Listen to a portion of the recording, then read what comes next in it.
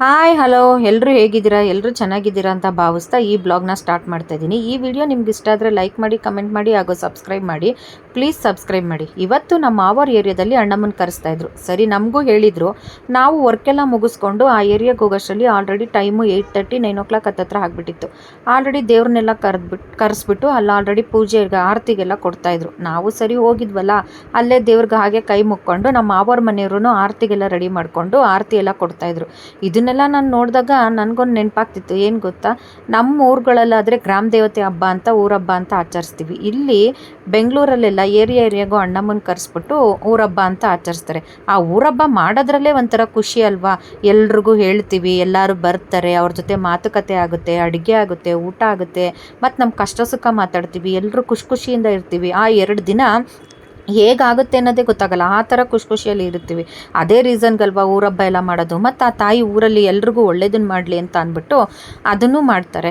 ಹಾಗೆ ಅವರು ಅಣ್ಣಮ್ಮನ ಜೊತೆಲಿ ಮಾರಮ್ಮ ಪಳೆಕಮ್ಮನ್ನು ಕರೆಸಿದ್ರು. ನನಗೆ ನಿಜವಾಗ್ಲೂ ಆ ದೇವ್ರನ್ನ ನೋಡ್ತಾ ಇದ್ರೆ ಹಾಗೆ ಒಂಥರ ಖುಷಿ ಆಗ್ತಾಯಿತ್ತು. ಆಮೇಲೆ ಈ ದೇವ್ರಿಗಿಂತ ಮುಂಚೆ ವೇಣುಗೋಪಾಲ ಸ್ವಾಮಿ ಬಂದಿತ್ತಂತೆ. ನಾವು ಹೋಗೋಷ್ಟ್ರಲ್ಲಿ ಆಲ್ರೆಡಿ ದೇವರು ಹೋಗ್ಬಿಟ್ಟಿತ್ತು. ಸರಿ, ಹಾಗೆ ಕೈ ಮುಕ್ಕೊಂಡು ಇಲ್ಲಿ ಮಾರಮ್ಮ ಪಳೆಕಮ್ಮಂಗೂ ನಾವು ಎಲ್ಲ ಕೈ ಮುಕ್ಕೊಂಡು ನಮ್ಮ ಮಾವರ ಮನೆಯವ್ರೂ ತಂಬಿಟ್ಟು ಆರತಿ ಎಲ್ಲ ಕೊಟ್ಟು, ಇವಳು ನಮ್ಮ ಮಾವನ ಮಗಳು, ಇವಳು ಊರಿಂದ ಬಂದಿದ್ಲು. ಊರಹಬ್ಬ ಅಂದಮೇಲೆ ಮಗಳು ಇರಲೇಬೇಕಲ್ಲ. ಸರಿ, ಆರತಿ ಎಲ್ಲ ಮುಗಿಸ್ಕೊಂಡು ನಾವು ಒಳಗಡೆ ಅಡುಗೆ ಏನು ಮಾಡೋರೆ ಅಂತ ಸರಿ ನೋಡೋಣ ಅಂತ ಹೋಗಿದ್ದೆ. ಆಲ್ರೆಡಿ ನಮ್ಮ ಅತ್ತೆ ಎಲ್ಲ ಅಡುಗೆ ಮಾಡಿ ಇಟ್ಟಿದ್ರು. ಅವ್ರು ಏನೋ ಹೇಳ್ತಾಯಿದ್ರು, ನಮ್ಮ ಮಾವನ ಮಗನಿಗೆ ಹೆಣ್ಣು ಹುಡುಕ್ತಾ ಇದ್ದಾರೆ. ಆ ಹೆಣ್ಣು ಕತೆ ಹೇಳ್ತಾಯಿದ್ರು. ಈ ಊರಲ್ಲಿ ನೋಡ್ಕೊಂಬಂದಿದ್ದೀನಿ ಕಣೆ, ಹೆಣ್ಣೆ ಸಿಗ್ತಾಯಿಲ್ಲ, ಹೆಣ್ಣು ಸಿಗೋದೇ ಒಂದು ದೊಡ್ಡ ಕಷ್ಟ ಆಗಿಬಿಟ್ಟಿದೆ ಈಗ ಅಂತ ಅಂದ್ಬಿಟ್ಟು ನಾವು ಅದನ್ನು ಹಾಗೆ ಮಾತಾಡಿಕೊಂಡು ಸರಿ ಅವರು ನೋಡಿ ಬೋಂಡ ಹಾಕ್ತವ್ರೆ ನಮ್ಮತ್ತೆ. ಕೈಯಲ್ಲಿ ಗಲೀಜಾಯ್ತದೆ ಅಂದ್ಬಿಟ್ಟು ಸ್ಪೂನಲ್ಲಿ ಹಾಕ್ತವ್ರೆ ಬೋಂಡಾನ. ಬೋಂಡ, ಅನ್ನ, ಸಾಂಬಾರ್ ಎಲ್ಲ ಮಾಡೋರೆ. ನಾಳೆ ಮಟನ್ ಮಾಡ್ತಾರೆ.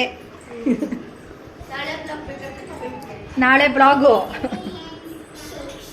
ಇವ್ ನೋಡಿ ಬರೀ ತರ್ಲೆ ನಮ್ಮ ಮಾವನ್ ನೋಡಿ ಇಲ್ಲೇನ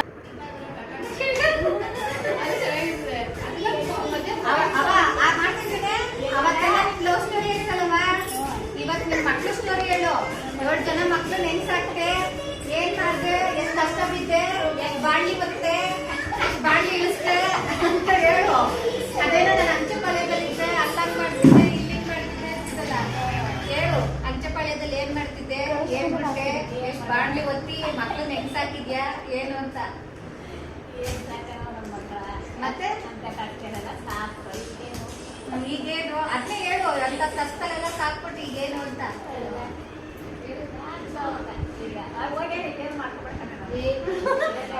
ಅವನೇನು ಮಾಡ್ತಾ ಇಲ್ಲ ಕಡೆ, ಎಲ್ಗೂ ಹೋಗಲ್ಲ ಕಡೆ ಹೇಳು.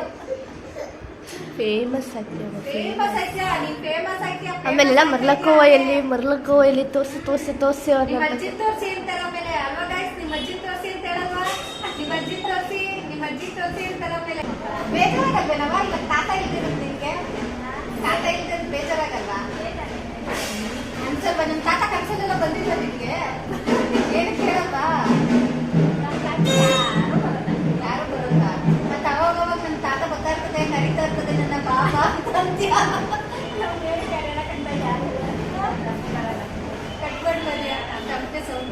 ನೋಡಿ ಗೈಸ್, ಇವನ್ ತಿನ್ನೋದಲ್ದೆ ಇವನ್ ಚಡ್ಡಿನೆಲ್ಲ ತಿನ್ನೋನೆ ಸಾಂಬಾರಲ್ಲಿ. ನೋಡಿ ಸಾಂಬಾರೆಲ್ಲ ತಿನ್ಸೋನೆ ಇವನ್ ತಿನ್ನೋದಲ್ದೆ. ಈಗ ನೋಡಿ ತಾನು ನೋಡಿ ತಕ್ಷಣ ಫುಲ್ಲು ಡ್ಯಾನ್ಸು.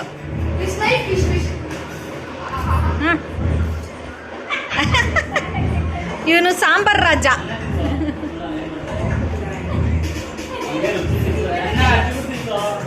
ಅನ್ನ ಬೇಡ, ಅನ್ನ ಬೇಡ, ಸಾಂಬಾರ್ ಸಾಂಬಾರ್.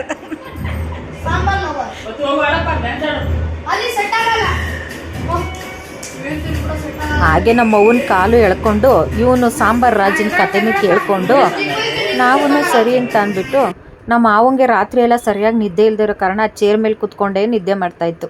ನನಗೆ ನಗು ಬರ್ತಾಯಿತ್ತು.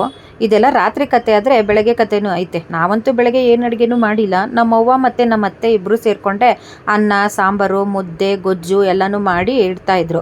ನಮ್ಮವ್ವ ಮುದ್ದೆನ ನೀವು ಕಟ್ಟಬೇಡಿ, ನೀವೆಲ್ಲ ಕಟ್ಟಿದ್ರೆ ಗಂಟು ಕಟ್ಟಿಸ್ತೀರಾ, ನಾನೇ ಕಟ್ತೀನಿ ಅಂತ ಅಂದ್ಬಿಟ್ಟು ಕಟ್ತಾಯಿದ್ರು. ನೋಡಿ ಈ ವಯಸ್ಸಲ್ಲಿ ಯಾವ ಥರ ಮುದ್ದೆನ ಜಡಿತಾವ್ರೆ ಅಂತ ಅಂದ್ಬಿಟ್ಟು.